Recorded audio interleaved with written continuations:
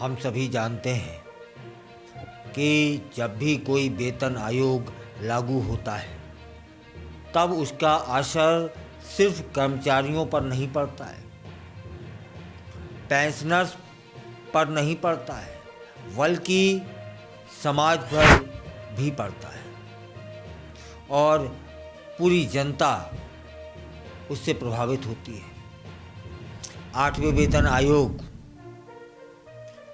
पर नए tax slab क्या होगा यह जान लेते हैं। 1 फरवरी 2025 को बजट पेश करते हुए देश की वित्त मंत्री निर्मला सीतारमण जी ने नए टैक्स स्लैब का ऐलान किया था। उसी के अनुसार अब 12 लाख रुपए तक की सालाना आय पर एक भी रुपया टैक्स नहीं देना होगा।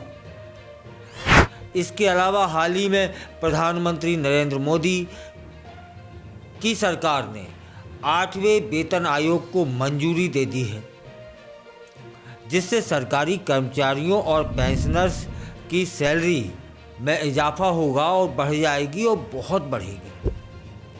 अब प्रश्न यह बनता है कि क्या बजट में घोषित किए गए टैक्स स्लैब का असर 8वें वेतन आयोग पर भी पड़ेगा? अगर हाँ, तो इसका किस तरह का असर होना चाहिए? इस पर थोड़ा सा विचार करते हैं, थोड़ा सा विमर्श करते हैं।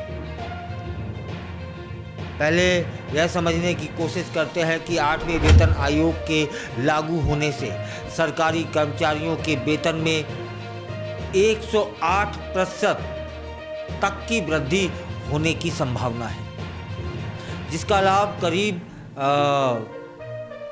1,10,00,000 केंद्रीय कर्मचारियों और पेंशन भोगियों को होगा।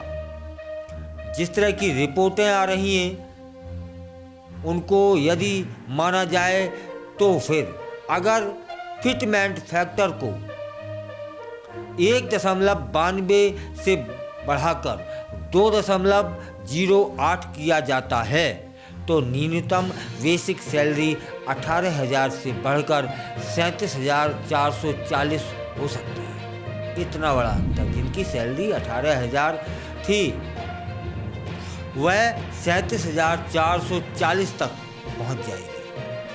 और अगर फिटमेंट फैक्टर बढ़कर 2.86 किया जाता है तब फिर यह 51,480 हो जाएगी। इतना अंतर है। सरकारी खजाने पर भी बोझ पड़ जाएगा। जो रिपोर्टें आ रही हैं उनको यदि उन पर नज़र डाली जाए तो बजट के दौरान जिस तरह से डायरेक्ट टैक्स में छूट दी गई और 12 लाख तक की सालाना आय पर कोई टैक्स न लगाने की बात हुई है, उससे सरकारी खजाने पर करीब 1 लाख करोड़ का अतिरिक्त बोझ होगा।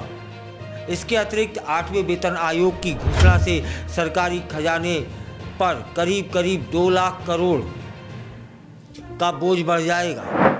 8वें वेतन आयोग पर नए टैक्स स्लैब का असर भी होगा।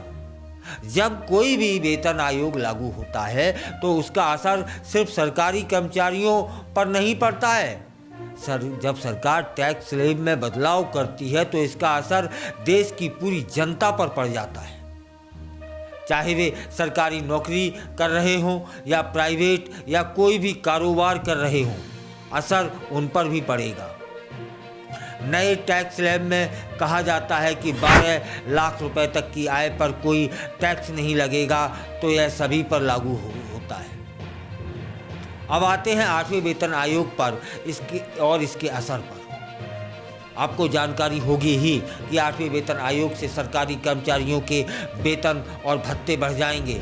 अगर उनकी बढ़ी हुई सैलरी 12 लाख तक जाती है तो उन्हें कोई टैक्स नहीं देना होगा, लेकिन अगर उनकी सैलरी 12 लाख से ऊपर चली जाती है तो फिर नए टैक्स स्लैब के हिसाब से उन्हें टैक्स देना होता है या टैक्स देना होगा।